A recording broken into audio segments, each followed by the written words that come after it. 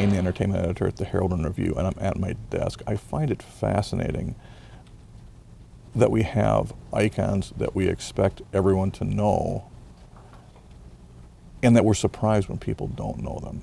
I think that if you had someone of any age, over say the age of 15, who didn't know Marilyn Monroe, by just seeing an image of her, you might be a little bit surprised.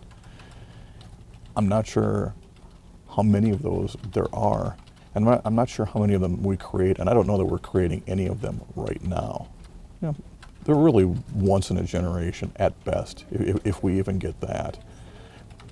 James Dean, probably. Marlon Brando, maybe, I don't know. John Kennedy, I don't know. Muhammad Ali, Mother Teresa, certainly. Now, on my tie, I have the 4 faces of the Beatles. These are the poses that came from the White Album, the pictures that came within the White Album package. And I've worn this tie for a long time. I really like it. It's one of my favorites. And the other day, I had it on, and there was a woman who's close to my age, actually a little bit older, and I'm 51, so that gives you an idea. And I was 5 when the Beatles came to America, so this one would have been close to a teenager.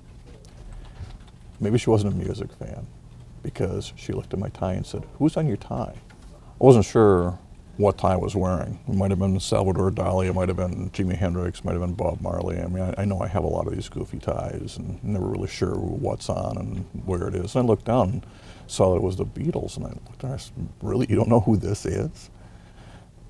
And she kind of did a double take, and she said, "Well, is that one Paul McCartney?" And I said, "Well, yeah."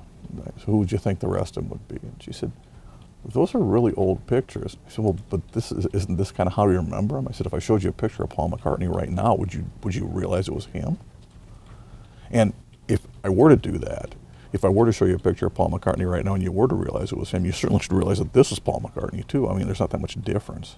I mean, I understand that people look different as they age, but Paul McCartney still looks like Paul McCartney. Just find that fascinating. And like I say, I'm not sure who the most recent icon who you know just by looking at the image would be. Maybe Madonna? You know, and I'm not sure we've had one since then. And the great thing about it is you can't predict those. You don't know where they come from. But if it's Lady Gaga in a meat costume, boy, I'm going to be really confused. I'm Tim Kane, and I'm at my desk.